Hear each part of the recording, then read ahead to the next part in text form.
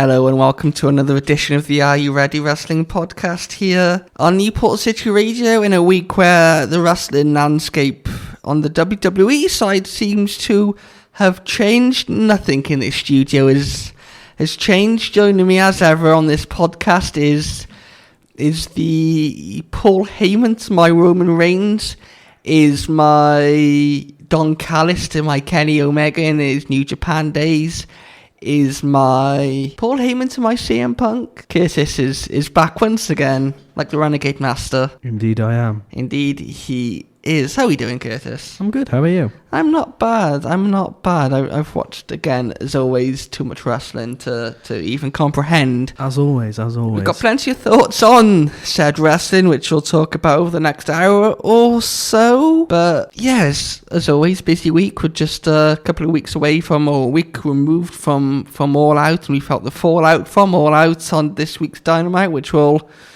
talk about. And also we seen the debut of Smackdown on the USA Network, which we spoke about quite in depth last week.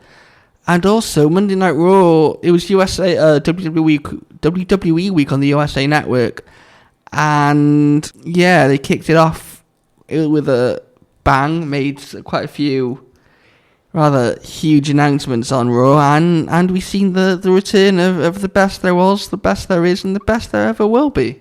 We did indeed. So yeah, we'll kick off with Raw this week. I think we'll start there, and I just want to get your thoughts on this, Curtis, because the first match that we seen was the culmination of what's been a feud about 2 months in the making, just after SummerSlam, I believe. Just before SummerSlam, around that time. Obviously referring to the Wyatt Six and American Made. Obviously it started out being the Wyatt Six and Chad Gable.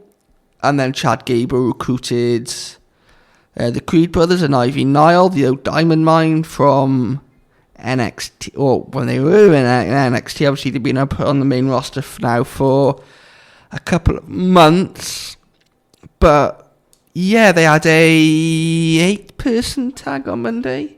They did indeed, which I found quite interesting, because obviously there's 5 in the Wyatt Six and there's 4 on the American Maids. I keep wanting to call them Alpha Academy, if I'm honest. I just associate Chad Gable with the Alpha Academy. They've been together for so long, it's just understandable for people to still refer to them as the Alpha Academy. And yes, we've seen Uncle Howdy obviously sat ringside in the rocking chair, which is obviously a tribute and very ominously associated with the late great Bray Wyatt. Before we move into where we go next, Curtis, culmination of a feud, as I said.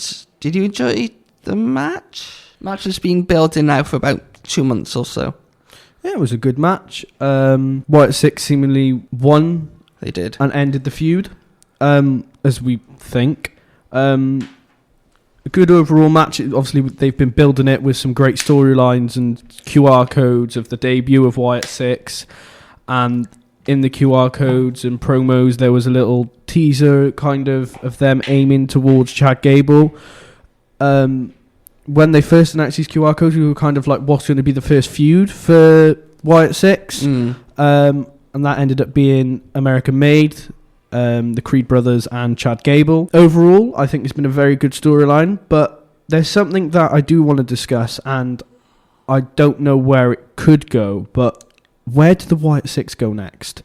Yeah, I'm just wanted to see if I can. You might be able to go on to Twitter quickly, because I think the Wyatt Six official Twitter account posted something a little bit earlier this afternoon on the Sunday 15th of September as we record this, so that could have some detail in. They're pretty unique, the Wyatt Six, because obviously there's 5 of them in the group, and for them to be in a feud, obviously we've seen with American Made, there was ended up being a 8-person tag. Hang on. What? 12 hours ago this was posted. Yeah, that's the one I seen. What does the caption say? Transmission interruption. Can you just describe for the people, for the good people listening, what you're currently showing me on your phone? It's a blurred out kind of you see it in kind of YouTube videos, like color cutout thing of like a bleep type thing, and it looks like something. It looks like they're backstage, and it does look like Uncle Howdy walking backstage with chairs on the floor in the backstage area. I'll start from when the Wyatt 6 debuted, is it? They posted it 12 hours ago. I think it might be. I'm not too sure, but they've posted that photo. So that doesn't really give us any hints as to where they go Absolutely not. next, which I think they made some reference to Chad Gable being their first target, but now they're seemingly done with them. Because yeah, as I was saying, that because there's 5 of them, it's a pretty unique. If it was 4, I could understand 2 going for the tag titles, maybe 1 going for the singles title. You've got the female wrestler going for the women's title, but with this it just seems a little bit different. Yeah, that's the thing with Wyatt 6. It's so hard to predict who they're going to go for next. There's been no hints of who they're going to go to next. Obviously, we've got Bad Blood in a couple of weeks. I don't think they're going to appear. They might, but I'm not sure. Because the card is pretty stacked already. And there's still more matches to be announced for that card. Yeah, there's still so many more matches to be announced, but I really don't know where they're going to go next. Yeah, because as I just said, that there had to be a 8-person tag 4-on-4, and seemingly, and it was the same with the Wyatt family when back in 2014-15. If you were to be in a feud with them, there would be at least 4 or 5 people involved on the other side of things. So I'm just trying to think, it's not really anyone with that kind of... You got the Judgment Day, but they're focused on imploding at the moment with Liv and Rhea and Damien and Dominic and people like that. But I don't see anyone else that they could really feud with. Yeah, that's the thing. It's kind of a difficult one to predict. I tell you what would be a good feud further down the line would be the Bloodline 2.0 versus Wyatt 6. Would that be after WrestleMania, though? I'd say after WrestleMania, mainly because they're both very dominant forces. They're destroying everything in their path on their respected brands. So I could see that somewhere further down the line. But I really can't predict where they're going to go next. I'm just getting the photo up here now as well and seeing if I can get anything from it. But yeah, I'm sure there's a clue in the photo they uploaded about 12 hours ago that it'll be a couple of days now since when we released this. It'll be a couple of days since that photo came out, and it'll be after Raw, so we'll know what's going on.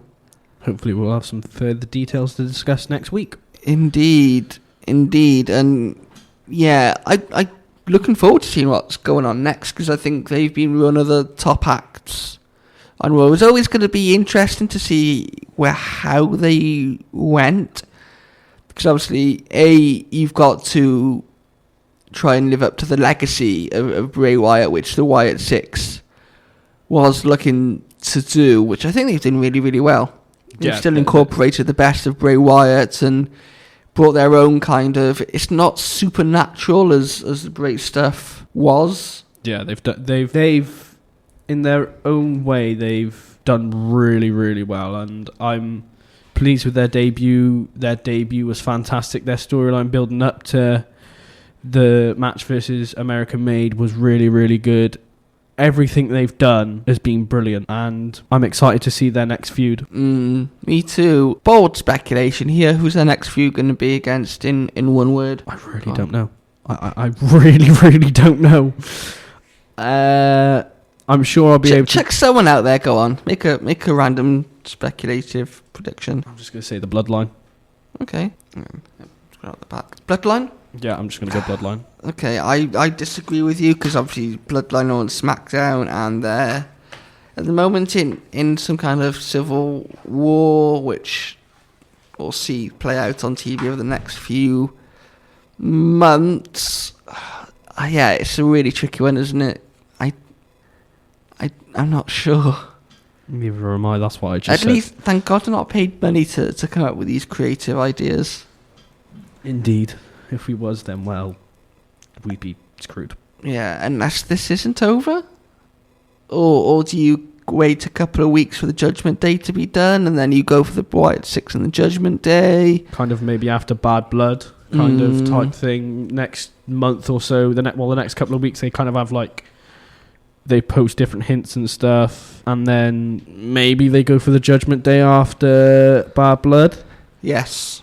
I mean, it would make sense because there's quite a few matches announced for Bad Blood involving the Judgment Day, so... Yeah, I'm just looking at the photo now, and yeah, it's Uncle Howdy. That is when he debuted. Yeah. The Wyatt 6 debuted, and it's in backstage with the lantern walking through, and the photo, I don't know what it is, but it looks like the profile picture of the podcaster Brian Last, who's the owner of Arcadian Vanguard and does the podcast with Jim Cornette. Yeah. Every week or twice every week they do 2 podcasts. So I don't know how Brian Last links to this, but yeah, it does look like the part of the profile of Brian Last. So yeah, interesting to see how that plays out. Something we know a little bit more about though, Curtis, is just before Finn Balor cut a promo on Raw, brand new commentator Joe Tessitore was talking and revealed that from October the 7th, which is in 4 weeks' time, Monday Night Raw is changing. A lot of fans, I know, for a while have asked for this change, and they are going from 3 hours, from 1 a.m. to 4 p.m. or 1 a.m. to 4 a.m. over here in the UK, or 8 to 11 in America, to 8 to 10, and they're going back to 2 hours. I think that's the biggest news. Leave SmackDown alone this week. I think this is the biggest news to come out of the past 7 days. Yeah, a lot of fans wanted it to be changed for a good while. I mean, it makes sense. The problem that the shows that they've got have is it can't run sometimes past 10 because of the 10 o'clock news. So scheduling and timing is quite tough, and sometimes it does feel very long, especially for the UK fans. Yes. Over here watching Raw and SmackDown, and sometimes NXT is really, really tough to continuously watch it week in, week out, late nights and stuff. So it makes sense to move it to 2 hours. Yeah. And I'm very glad they have moved it to 2 hours. And yeah, just something I wanted to pick up quickly is, yes, it's gone from 8 to 10, but with that extra hour, you'd see more wrestlers be showcased. Yeah, that's a good point. How do you think that might impact things? Because obviously they normally hold a draft around just after WrestleMania. Yeah. And the whole point of the draft is that Raw has more superstars than SmackDown, purely because it is 3 hours and they need more wrestlers to fill in an extra hour. That is very, very true. I think the problem they have is they don't have a mid-card women's title. No. Personally, I think they should bring it in. Yes. Because then they can balance it out more. It also gives more opportunities for women wrestlers to go for a title. There are so many great female wrestlers out there that are not main event stars, but they deserve a title. And maybe a United States title or a Intercontinental women's title would be perfect. Yeah. They're the only title for women's is the women's tag team titles and the main event world championship and the is it the undisputed title that they have, or have they changed the name? So you've got the undisputed title for the women. Yeah, for the women. One is the WWE Women's, and I think the other one is the Women's World Championship. Yeah, they've renamed it, haven't they? So yeah, I think the way that they do this is they bring a women's mid-card title in. They'll obviously have a feud they'll have the feud on Raw with Braun Breaker and Jey Uso for the Intercontinental title, but they can't always fill the show with title feuds. They have to. And we've seen that more, especially under Triple H. We've seen Punk and Rollins, Punk and McIntyre. That's to come, though. I think that will happen soon. Not soon, but leading up to WrestleMania, I think that will happen. Well, Punk and Rollins. Yeah. Yeah, it depends if Seth Rollins is healthy again. But yeah, we've seen more like New Day and the Final Testament have had a great feud recently. I'm just trying to think now. Who else has had good feuds? I mean, you can have good feuds and title feuds at the same time. Yeah, they've had the Judgment Day, which is normally kind of kicking off Raw. Sometimes I've noticed, and it's like they'll appear twice because they'll normally have a feud and then maybe a one-on-one match, and they get involved in that. Also, another thing is Jey Uso teamed up with Damian Priest. You did. Then also came out and made the save. Interesting. Reason being, it seems like he's about to go in like 3 different feuds. Intercontinental title, which will culminate at Bad Blood.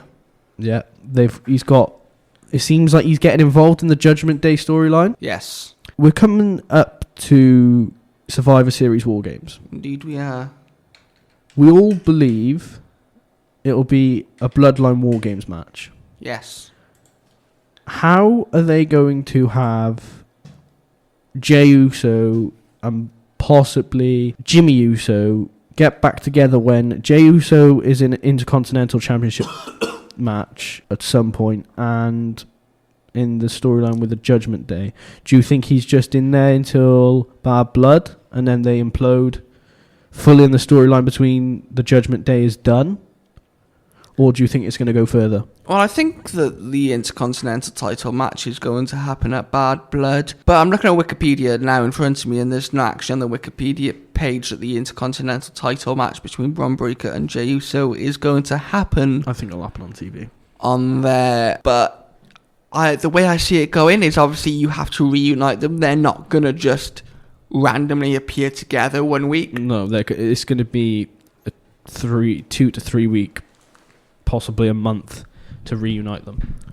Which doesn't leave them a lot of time, because a month today is the 15th of October, and Survivor Series War Games is, hang on, ladies and gentlemen, the 30th of November, so they've got just over 2 months of TV and obviously 2 premium live events in that time, being Bad Blood, and then we go to Saudi Arabia and Crown Jewel. So obviously they've got a plan, and they've kept Jey Uso away from it all really, really well. Yeah, they've kept him away.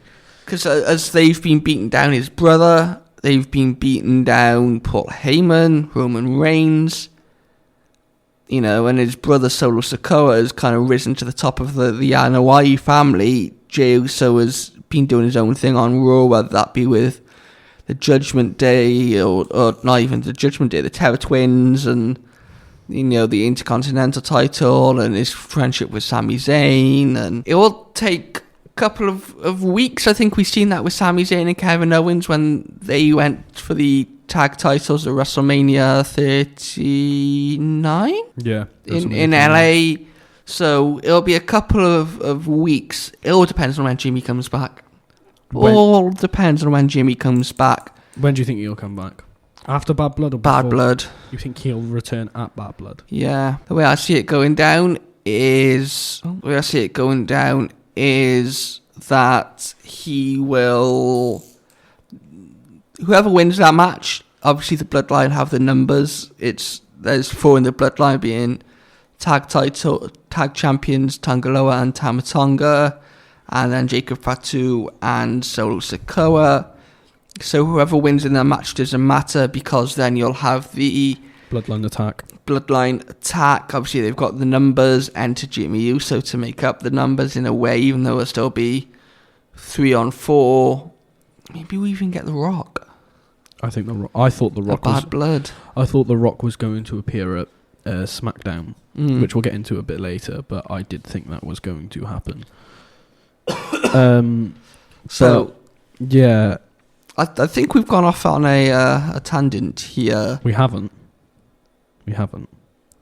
because we're mentioning Bad Blood, and another storyline that looks like it will be finished at Bad Blood. So, yeah, next up on Raw after the 2-hour stuff. It was announced a couple of days ago, and I know Fightful Select said that he was unwell in the lead up to it, or he was under the weather, or whatever.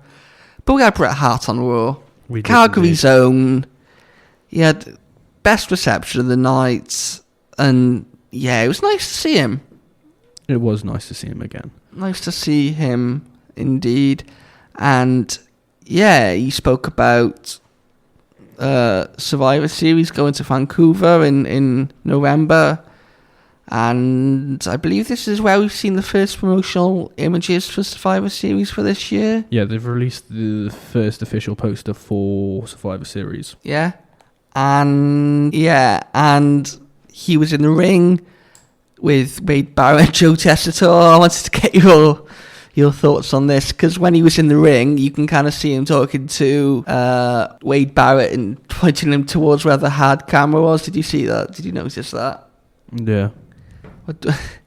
Which, I don't know, was there a hard camera in his day? Was it different to where it is now? I mean, I wouldn't say necessarily, no. Because they have hard cams for basically every event that he would have done with ESPN. No, I'm on about Bret Hart. Oh, Bret Hart. Yeah, they had them back in his day. Christ, of course they had them. Yeah, of course they had a hard cam. So yeah, I thought that was quite funny. As Bret Hart was talking, though, he was interrupted, wasn't he? Mm-hmm. By one ring general, the World Heavyweight Title Champion, Gunther. Boo. And he said that Bret Hart might be the best there was, but Gunther is the best there is and the best that there ever will be. Which is ridiculous. Before going on to express he said that the Hitman was his second favourite wrestler, one of his favourite wrestlers, but his all-time favourite wrestler was Bill Goldberg. Absolutely. Do you know the story behind Bill Goldberg and Bret Hart? A little bit, yeah. Yeah, they don't like each other. I don't know if you've seen the documentary, or the 5-part documentary called Who Killed WCW, which is available now. It's a really, really good documentary. He speaks so negatively about Bill Goldberg in that. He does indeed. So, yeah, Sami Zayn interrupted. Obviously, Canada's own Sami Zayn, like Canada's own Bret Hart. And Charlotte reiterated that he wants to face Gunther, even though not long ago he lost 2 matches to Braun Breaker for the IC title. Yeah. Which is a little bit of patchy waters to me, because you don't lose a match and then instantly go for the world title. I don't know how you feel about that, Curtis. Yeah, I think the same as you. You don't lose a match and then go straight for a title. It just doesn't seem right. It doesn't. It's just like you kind of favorited by head of creative is what I'm going to say. Be. But that is what's happened in this scenario. And so yeah, Sami Zayn challenged with Bret Hart in the ring, challenged Gunther to a match for the World Heavyweight title. Again, didn't say where this match would take place to. But when he did that, Gunther walked out of the ring and walked towards the back. And yeah, what I'm noticing really, really well is that obviously we know Gunther is a man who likes to have honour and integrity. Mm-hmm. But when Sami Zayn challenged him, he kind of walks out the ring and walks away. But then when Sami Zayn kind of challenges his, saying, "Are you a coward for not facing me? He's this, he's that," then Gunther kind of turns around and says, "Oh, I'm not a coward, and yes, I'll face you." Especially with Bret Hart standing in the ring, standing next to him. Where do you think that match will take place? Potentially Crown Jewel. Yeah. I don't think it could happen in Bad Blood, or it could just be a TV match. Could be like a could be like a 2-part, 3-part thing. Maybe like a non-title match, then a title match at a pay-per-view maybe. Premium live event offering these parts. But yes, it was quite a good use of before that we seen a brawl break out between the two of them, pull apart brawl. Zayn defeated his opponents and stood tall. Oh, I think, did Zayn pin him for a metaphorical 1, 2, 3? I think so, yeah. And stood tall alongside one of his Chargers heroes and Canadian heroes, Bret Hart, which I think was really cool. Yeah, it was good to see. Image, and yeah, I don't know about you, but I think this was a good use of Bret Hart, and you could really see the influence that he's had on both men, and he used his kind of connection in Calgary and Canada to kind of put over Sami Zayn and show that he is probably the next Bret Hart from the Canadian wrestling scene. Yeah, Bret Hart played a brilliant part in this storyline and kind of boosted Sami Zayn even more. And yeah, I'm looking forward to this storyline again between Gunther and Sami Zayn. And who knows what could happen. Something that we do know is going to happen, and it's going to happen at Bad Blood, and it's a match that culminates one of the best feuds that we've seen in a good while in WWE, probably for the past decade or more. CM Punk and Drew McIntyre. It was confirmed on Monday, as we've been talking about on this podcast for quite a while now. They will have a match at Hell. They'll have a match at Hell in a Cell. They'll have a match inside Hell in a Cell at Bad Blood on October the 5th, which we, as I said, speculated for a long time here on this podcast would happen, but now it's official, Curtis. It is official. It is official indeed. The announcement was made by Adam Pearce, who is obviously the Raw general manager. Everybody loves Adam Pearce. Apart from Chelsea Green. Well, who despises him. I don't like Chelsea Green, and I don't think Adam Pearce likes Chelsea Green either, so have that. But before Adam Pearce announced it would be Hell in a Cell, they were looking like there was sowing some seeds for a potential future rivalry. We've seen one commentator in AEW come out of retirement and have a match or two. Could the same be happening in WWE? I think so too. Is Drew McIntyre about to get some bad news? I think so. Yeah. He will indeed. Because before Adam Pearce announced made the announcement of Hell in a Cell on October the 5th, that was done to avoid to draw Drew McIntyre's attention from one of his close personal friends, Wade Barrett, whom he looked like really annoyed at him, and it looked like they were about to get into a fight after he warned him to stop beating up CM Punk. Yeah. Otherwise he's going to get suspended, he's going to get fired, he's going to get fined. He's going to get very big consequences. Do you see potentially Wade Barrett stepping in the squared circle again? I think for 1 or 2 matches, yes. With Drew McIntyre? Yes. And that kind of be the next feud after this Punk feud? Yeah, I think this feud at Bad Blood will be over, and I think when the Hell in a Cell is lifted, yes, I think the plants will be seeded fully after Bad Blood. That's what I believe. Do you believe? I do believe, and I believe it will happen very, very soon. Yes. And McIntyre vowed that Adam Pearce was signing Punk's death warrant. Sounds about right. I mean, they always throw these kind of allegations, these extreme threats that this is going to happen and that's going to happen, and, you know, I'm going to do this to you, it's going to be really bad for you. It's going to be and really gruesome, and it's going to be painful. And then it never ends up happening. Just sounds about right, to be honest with you. Sounds about right. It's just typical. The word I'm going to use to describe that is typical. Great word. Do you know what I'm going to start doing? For each subject we discuss, I'm just going to come up with a word association. Yeah, I'm just going to say word of the week. So today's word of the week for the CM Punk, Drew McIntyre, Wade Barrett, Hell in a Cell, Bad Blood word is... I've forgotten it. Typical? Typical, there we are. Typical. That's what that is what I'm gonna call it, is the threats of and death warrants. I'm just gonna call it typical. Typical, yes. Very typical. And something else that was typical is, as we mentioned earlier, Jey Uso defeating... Sorry. What was that, sorry? Yeet. beating Braun Breaker for Yeet. for the Intercontinental, for the right to challenge for the Intercontinental title. You called it wrong. It's the Yeet Continental title. It's the Yeet Continental title, sorry. At Bad Blood, it says on our notes, but when I look at the Bad Blood page on Wikipedia, that's not on there. It's just a case of the LA Knight Open Challenge where we think it could be on this event, but it ends up not.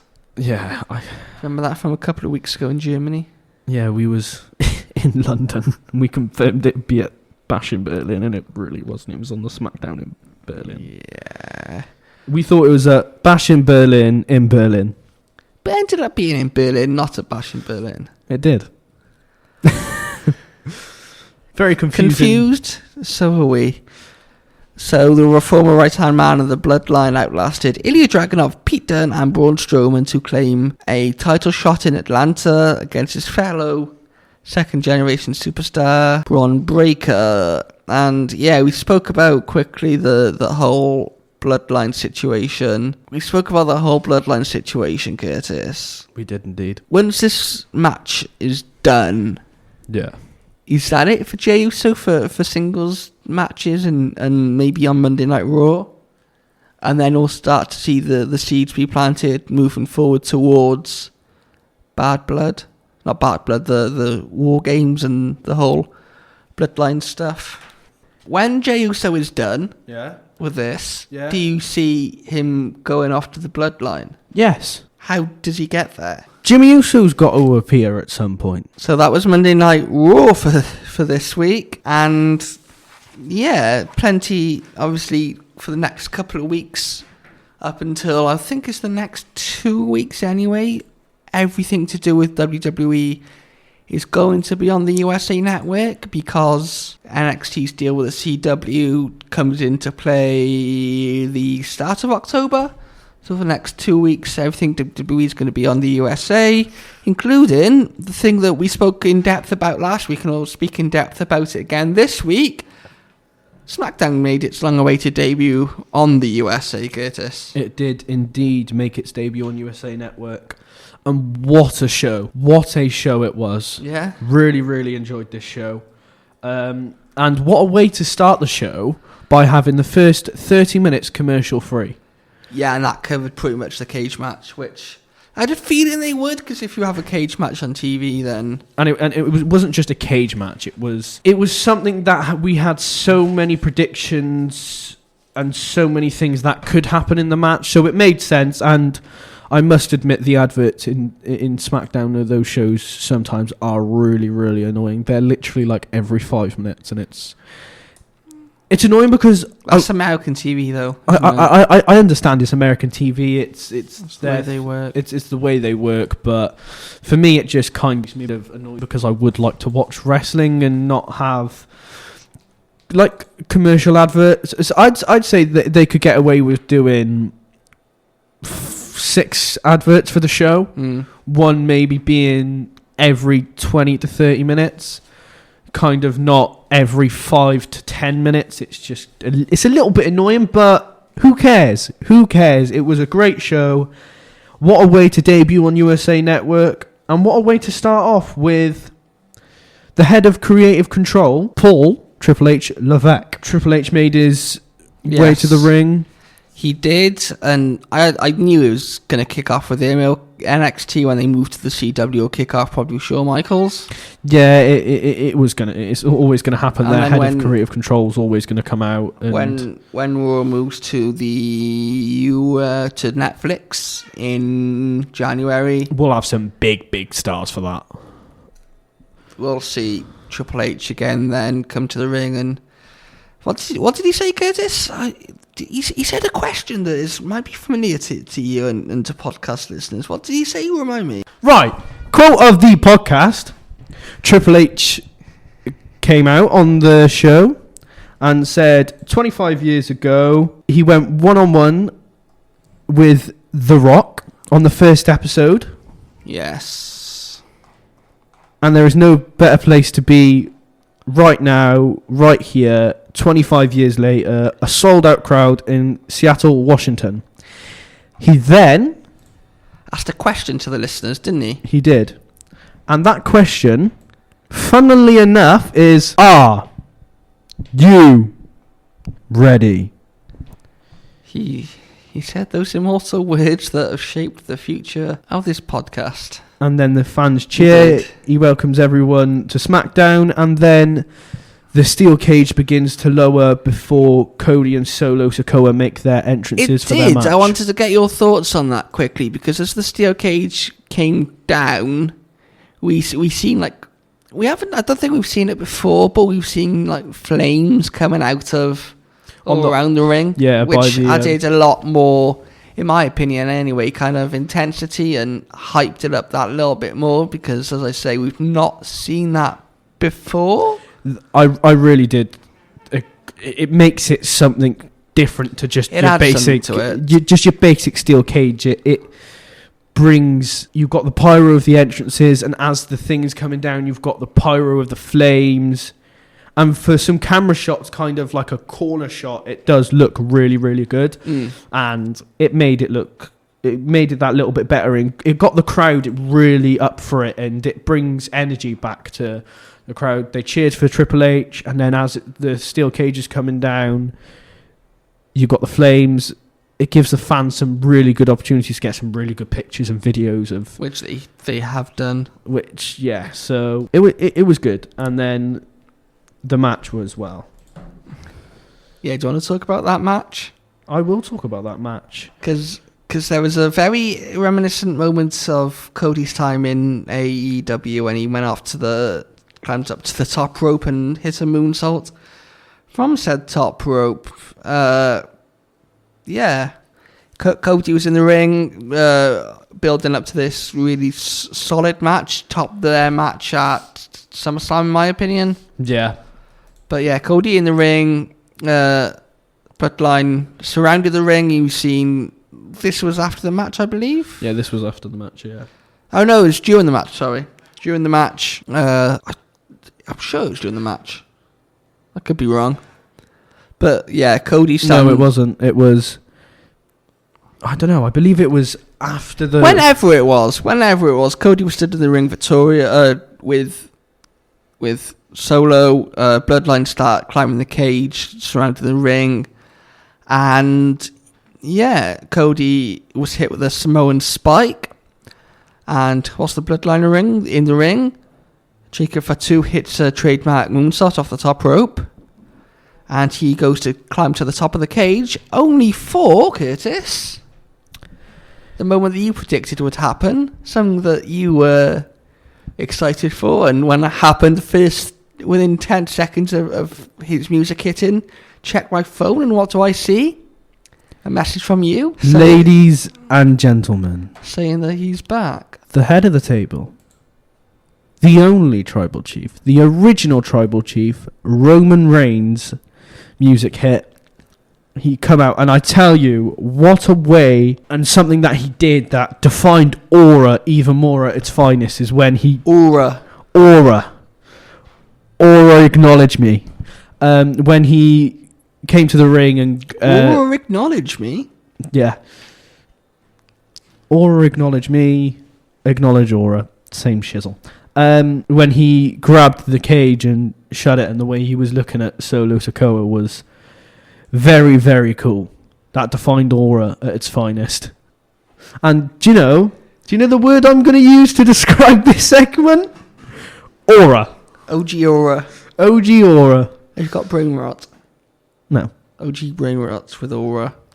So, yeah, that was a very, very good match. I enjoyed it very, very much. And what a way to kick off with the first match being a steel cage match. And we seen Roman Reigns at the start of the show. Yeah, because we all thought this would be the main event of their debut on the CW. Not the CW, that's NXT, on the USA Network. But obviously, it wasn't. They opened it up with the steel cage match, which then led fans and myself to think that, something bigger was coming in the main event slot. Yeah.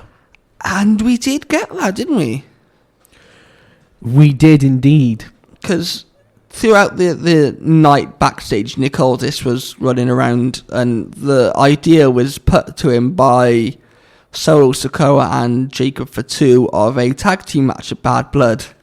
Which will see Solo Sikoa and Jacob Fatu versus the undisputed champion Cody Rhodes. And the head of the table, the only tribal chief, the original tribal chief, Roman Reigns. Acknowledge him. I'll tell you what we did see, which we'll get onto a little bit later, is his first promo. Yes, but we'll come on to that. I just want to get your thoughts on this, though, Curtis. They've had two, arguably, feuds of the year. Obviously, last year built up to WrestleMania 39, and then this year built up to WrestleMania 40, where Cody ended a near 4-year run of Roman Reigns, only for now them to be teaming with each other, which to me seems bizarre. Yeah, it was something that I really wasn't expecting. When it first got revealed on Smackdown, before Roman Reigns come out, my face was so shocked. Exactly that face. Making great podcasting. I might have to take a picture and upload it to the podcast page. That's a brilliant picture. You look like a fish. Oh, I think that's the funniest moment that's happened on today's podcast is Luke making a fish face. Anyway, Curtis, you were saying? I was very shocked when it got announced, and it did later get confirmed later in the main event slot, which I'm sure we'll get onto a little bit later on. Yes. But something that was interesting was we thought the mystery partner, well, I thought it was going to be Jimmy Uso for Kevin Owens, which was a wild and bold and very incorrect guess. It wasn't Jimmy Uso. It was the man himself, Ricky. Yeah, future WWE champion, future Hall of Famer, future GOAT wrestler Ricky. Go, Ricky. Yeah, yeah. So apparently his first choice couldn't make it due to travel issues. Yeah. So his second option was Ricky. So Ricky. Kevin comes out, Ricky comes out, but before the bell rings, one of the producers and one of the WWE crew tells Kevin Owens that his original tag team partner is in the building. He is there. He is ready. Kevin Owens hits Ricky with a stunner and apologizes. And then one legend, Randy Orton, music hit. It was always going to be Orton, wasn't Yeah, it? it was always going to be Orton. And where did you get Jimmy Uso from again? I don't. Just to kind of bring him in the WWE again. I just said it as just a random bold guess last week because I wasn't thinking too straight, but I was just trying When are you thinking straight, Curtis? I was trying to make it interesting so it's not the same stuff, but do you know what was quite annoying? My stream crashed whilst Randy came out. I was watching it with Adam, and Adam got it on his phone and was like, it's Randy, and I was like, no, it's not, surely. I was like, no, it can't. I was kind of like, no, it can't be. They can't have done that. Can't be. Surely, no. Surely, no. Oh my it is! God. And he showed me, and it was Randy, and I was like, of course it's Randy. Who else would it be other than Randy goddamn Orton? Randy Keith Orton. Randy. It made all sense to be Randy Orton. Yeah, it was inevitable. It was going to happen. I would like to see them kind of move away from Kevin Owens and Randy Orton, because both on their own, as we've seen with Randy Orton and Gunther, are phenomenal solo wrestlers. So I would like to see them kind of go their separate ways. It's kind of, I don't want to say it's kind of got boring, but Cody's doing his own thing with the Bloodline now, and they're not going to be in the War Games match. Kevin possibly, but I very much doubt it. It's just Kevin and Randy's team. It's just the same stuff week in, week out, and they need to mix it up a bit. Is because they're not getting anywhere with Randy Orton and Kevin Owens. They're just putting them against People who are happily taking the losses, i.e. Grayson Waller and Austin Theory, who I dislike very, very much, which is understandable. I'm sure not a lot of people like them. Although I think Austin Theory, that he's a nice little babyface turn for him, which... If he has a babyface run, which would be good, but him as a heel is the most annoyingest thing to ever exist in the world, I must say. Well, in the wrestling world, anyway, for that matter. So, yeah, Randy and Kevin win as we'd expect. And, again, I say I hope they're done as kind of tag team. I hope that Kevin Owens is done with Austin Theory and Grayson Waller, because they seem like they've been in a feud since just before WrestleMania with the whole Logan Paul stuff. Logan Paul's kind of hanging around with Theory and Waller.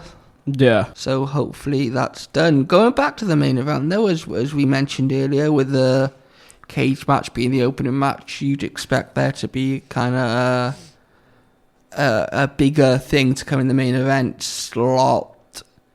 We were told that we would get the answers that we've been looking for all night in regards to what would happen with this tag team match at Bad Blood that was proposed by the Bloodline.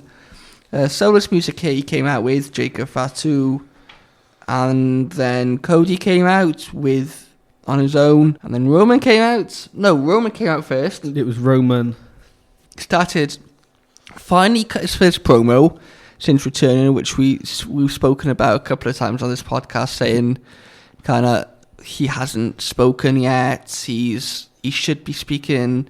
He was very, very serious, and he went on to say this is his ring, his show, and his WWE. Like this is your podcast. It is indeed. But a certain someone got an adrenaline rush in his soul. Yeah, Cody came out and said, I beat you at WrestleMania, it's not your WWE. If it's anyone's WWE, it's mine.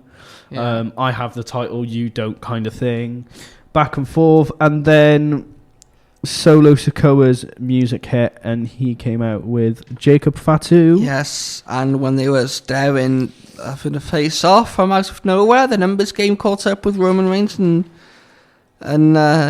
Cody Rhodes. Because they were attacked from behind by Tama Tonga and Tonga Loa. They was indeed. And then they had a little back and forth, but then Cody Rhodes hit a Cody Cutter on Tonga Loa, and Roman Reigns spears Tonga onto the mat. Roman Reigns then grabs the contract and signs it. Yes. Cody Rhodes and Roman Reigns look at each other. Cody Rhodes then extends his arm. Very similar to what Roman would do with the Paul Heyman and the microphone and things like that. Roman reluctantly gives him the contract. Ooh. Cody signs it, and Solo on the outside tells Roman that Cody Rhodes does not even like him. I think the feeling's mutual there. I mean, Cody did end Roman Reigns' his 4-year run as champion, so yeah, I'm 99.9% sure that the feeling is mutual there. And Cody Rhodes and Roman Reigns versus Jacob Fatu is confirmed for Bad Blood, what will be a very good match, and SmackDown goes off air. Yeah, I think over the next week or two now, as we build up to Bad Blood, I think the whole narrative will be Solo and the Bloodline trying to get into the heads of Cody and Roman by saying, look, they don't like you, or Cody doesn't like Roman you don't like each other, kind of thing. Something I found quite interesting is that Cody Rhodes backstage said to Nick Aldis when he first mentioned that he's done with the Bloodline and he doesn't want anything to do with this, which is understandable. And then after turns round and signs, and it's a funny one, but I'm really interested to see how this plays out, because Cody and Roman on a team after Cody Rhodes not long ago defeated Roman Reigns after 1,000 plus days as champion, a 4-year reign which went on a brilliant run, one of the greatest runs we've seen in a while for WWE in the past 10 years, as the Universal title and the World Heavyweight title have evolved into the Undisputed Championship. It's going to be interesting to see how it's all going to play out, because this Bloodline story has gone on for so long. It's evolved with multiple different people. 4 or 5 years now? It started off with Roman Reigns, the Usos, and Paul Heyman. It ended up being Sami Zayn part of it then. Solo joined at Clash at the Castle in Cardiff, Wales in 2022. Costing Drew McIntyre the world title. And there was a lot of rumours going on with that as well. That Drew would only win one title, but in the end, Roman was victorious. He's had multiple defences. He eventually did lose it, like we've said. But you wouldn't have thought, let's track back a year ago to WrestleMania 39 when Cody Rhodes first faced Roman Reigns, that in 2 years' time, a year and a half, 2 years' time, Roman Reigns and Cody Rhodes would be on the same team against Roman's own family. Against Solo Sikoa, who actually cost Cody the Undisputed title, if you remember, in our WrestleMania 39. Yeah. So, yeah, I mean, I had a feeling at some point down the road they would tag, because if you're on SmackDown, especially being one of the main stars on SmackDown, you'd expect to be involved in the Bloodline story some way, as I think we've pretty much seen throughout. Yeah. So I think the next question for me now is, how do you get the OG Bloodline back together? Obviously, Jimmy Uso, we know we've got to welcome back into the fold, and we've got to welcome Jey Uso and the Usos, get them back together. Possibly Sami Zayn as well, to even the numbers as well. There's a lot. Rock. There's a lot that needs to go into this Bloodline story over the next couple of weeks. In the next 2 weeks, 2 months, as we build up to Survivor Series War Games. Survivor Series. That is WWE, though, Curtis. Another great week for them, and another great week for All Elite Wrestling. Indeed, some really interesting stuff happened on AEW this week, which you're going to talk to us all about in depth now, aren't you? Starting off, we had a video message from the one and only Jon Moxley. Yes, I'm surprised he didn't bleed all over the parking lot. But surprise! Yeah, this is their first show after the All Out pay-per-view, and as you said, kicks off with a message from Jon Moxley after his shocking attack of Bryan Danielson in the co-main event of All Out. Moxley admitted he didn't enjoy what he did to Bryan Danielson, but he did what needed to be done. Moxley spoke about how 2 years ago they built something sustainable, and that being the Blackpool Combat Club, and they could be proud of that. They showed a clip of Moxley leaving with his friends whilst Bryan didn't receive help. Moxley said he sees egos around him and everything's out of control. Moxley said he can't take it anymore, and he said that his mentor called Bryan the quote perfect wrestler, and he was always his lordship's favourite, obviously referring to Lord William Regal. Indeed. Which was a nice reference, who obviously, as you know, Curtis, started the Blackpool Combat Club back in 2022. Yep. When he joined, and then obviously over time then we've seen Claudio Castagnoli and Wheeler Yuta join. Moxley said he's far from perfect, but he also said that his mentor said that they are what they are and can't pretend to be anything. They are what they are and they can't pretend to be anything else. Moxley then said he's no villain and no hero. He claimed that he's one true king of these lands. And then a closing line, which I thought was a brilliant closing line. Diplomacy has failed, and today I choose war. And then Moxley got on the back of a truck and left. So, which we later go on to find out is towards the arena. Indeed. Really good video message from Jon Moxley there. The ending, like you said, was really, really good. What did you think of this video package? Would you like me to give it a word of a segment? Yeah, go on then. Dramatic. He's taking it still dramatic. Dramatic word for a dramatic pause. Indeed. Works perfectly, doesn't it? Indeed.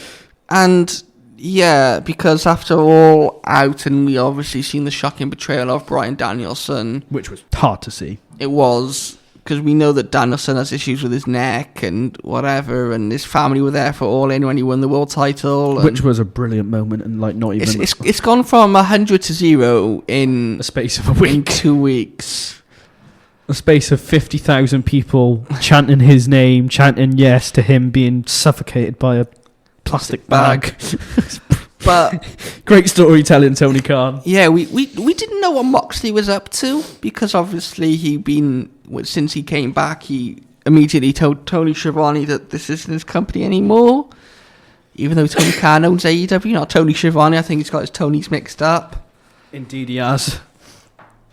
And yeah, it seems like the Blackpool Combat Club, if it is to continue, will be under the tutelage of Jon Moxley rather than anything else. I don't think they've really done much with the Blackpool Combat Club recently, outside of, I mean, as a whole, they've obviously won the trios title, but the whole mantra of getting the young prospects in and training them in the art of combat, like we've seen with Wheeler Yuta and people like that. We haven't really seen that more recently, but I'm just glad that sometimes when we're on AEW we see people show up and you kind of ignore what they were doing like last week or the feud they were in or whatever. But yes, one of the things that Moxie spoke about last week is wanting to talk to Darby Allin, and Allin wasn't at the pay-per-view over the weekend. He was not. But he was on Dynamite, and he made his entrance to kick off the show. Or afterwards, he made his entrance with a skateboard, so you could see he was in the arena, and he skated his way to the ring, as he typically does. He won the Royal Rampage a couple of weeks ago, just after their Blood and Guts match, which obviously allowed him to have a shot at the world title soon. And we now know that was going to be at Grand Slam in New York City. Not anymore, though. Yeah. Allin said that somebody's been looking for him, a reference to Jon Moxley. And Allin said he was right there. Allin was looking in the back corner of the arena, so that led to Jon Moxley's music playing. Moxley walked out to the ring, joined by Marina Sapphire, and they walked... Shafir, sorry. You might know her, I don't know. Do you know her? The name rings a bell. You don't get the beam. And they walked out to the ringside area. Moxley said nothing has changed between the two of them. Allin said that's enough. Allin said that he doesn't act like superstars. Allin said that they came from nothing. He also said that everything he owned he couldn't fit in the trunk of his car. AEW gave him everything, so he doesn't want to take it for granted. He spoke about how his first year in wrestling, he looked for a hero and people would show how fake they were. He also said that Moxley didn't change for anybody, so Allin wanted to be like him. He also spoke about Moxley still wrestling in high school gyms because he loves this stuff. And he also remembered when he got to wrestle his hero Moxley, while saying that he lost, but he loved being in the ring with him. And Allin yelled at Moxley for what he did to somebody he was friends with, like Bryan Danielson. Yes. And Allin said that he would never do something like that to somebody who he cared about, like Sting. So what is that about? What was that about, sorry? I think that was part of the promo. But if you're asking me the question, I don't know. I don't get the link between Allin and Moxley. Allin had, as we mentioned, the shot at the world title. And does Moxley want that? But if he wants a shot at the world title, surely he asks Tony Khan for a shot at the world title. There's other ways of going about a world title shot than challenging someone who has a world title shot already. Well, because if you remember a couple of weeks ago, the reports came out that Darby Allin was in line to win the world title. There was talk internally of him winning as early as Grand Slam, but obviously we know that it's not going to be a Grand Slam because he's going to put his title opportunity on the line against Jon Moxley, and Moxley, the leader of his new faction. Yeah.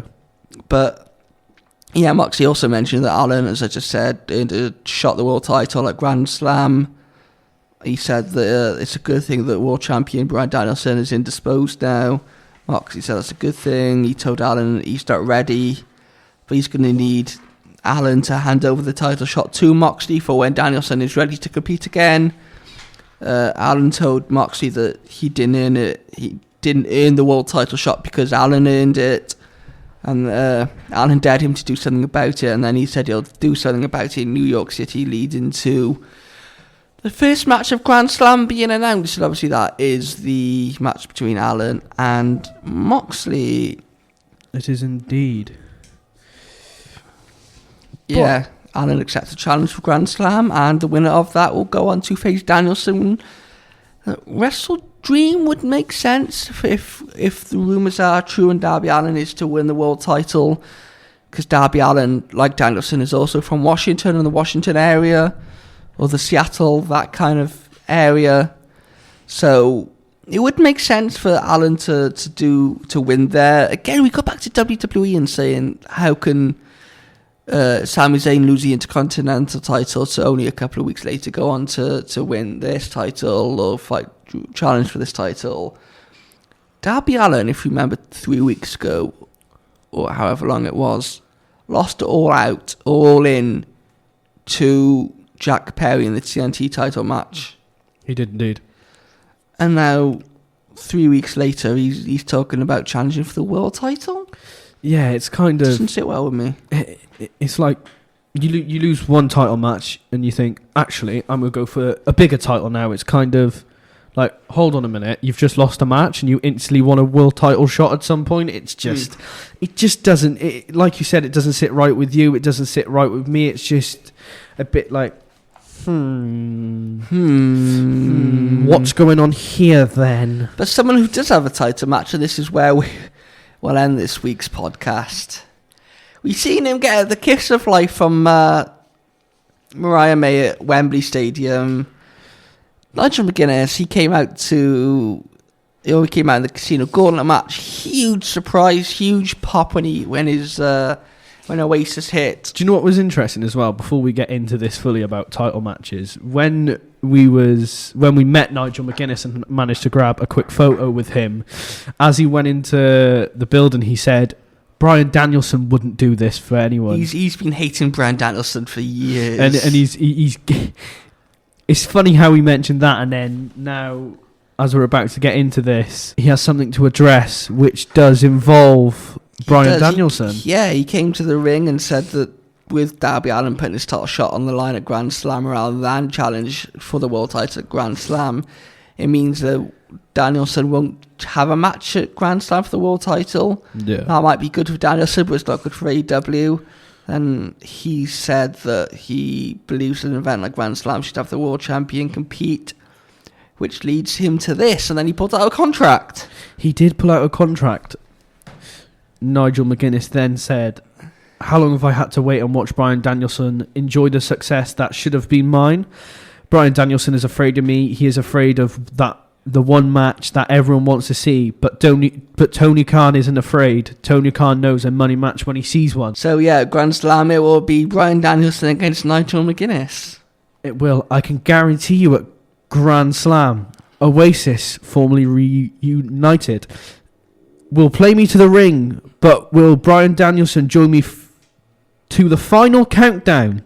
Or have we seen the final match of the American Coward? The ball is in your court, Brian. Well, I just want to get your thoughts quickly to finish off the podcast, because, they go and have a look at some of their feud in Ring of Honor from about 10, 15 years ago, probably 15, 20 now at this year. And it's a match that ever since Danielson was in AEW and then Nigel McGuinness went to AEW to commentate, it's a match that people have been asking for so long. I think even when Nigel was doing commentary in WWE, and obviously Danielson or Get your Daniel Bryan, he's been called Bryan Danielson for so long. It's the other way around, isn't it? Was in WWE, so fans have been after this match for a long, long, long time. And as I said earlier, McGuinness has been kind of teasing almost Danielson on commentary, and it's a long last. We are going to see this match, which I cannot wait for. It's going to be a brilliant match. And where do you think this will lead? Do you think it'll just be a one match and done and dusted type thing? Yes, because I think Danielson has said once he loses the title, that's it. He's going to be done. He's going to retire. Yeah. So I see Danielson losing the title in Washington against Darby Allin, and then so do you see Darby Allin beat for a couple of months? Do you see Darby Allin winning against John Moxley? Darby Allin. Darby Allin, yeah. No, I think Darby All In. That's what I'm going to call it. Darby All In. Darby Allin will beat Moxley at Grand Slam, and then he'll go on to beat Danielson at Wrestle Dream in Washington. McGuinness, whether this is a one and done with him getting back into the ring and then he'll go back to doing commentary duty, I don't know. But yeah, he ever since Mariah May gave him the kiss of life, he's gone on to come back from retirement. Oasis have got back together, who theme music who one of the used one of their songs, and now he's wrestling against Bryan Danielson, one of his arch rivals from his career in New York City. That kiss of light has given him something. Something right? in his soul has kicked in, and wow, he's doing well, isn't he? He's doing well. He is. But yeah, that's, and fingers crossed that sells a few more tickets, because for a 20,000 seat stadium, I think they've only sold about 4,500 tickets. Which isn't good. Do you know that's about 25% of the arena. Oh dear is what I'm going to call this segment. Oh dear, Tony Khan. Oh dear. But it's this segment. Do you know? I'm gonna give it a brilliant nickname. Go on. This whole segment with AEW. It is a Grand Slam. It's where the best wrestle, and it's where a Grand Slam will be taking place at Arthur Stadium in New York City in a few weeks' time. Yeah, something that I'm looking forward to, and you're looking forward to. Indeed, so many more wrestling events to happen over the next couple of weeks, which we will always cover here on the Are You Ready podcast. We always do. Something that you're looking forward to is going to edit this podcast, so I will let you go and do that. And thank you. Thank you for listening to another edition of the Are You Ready Wrestling podcast.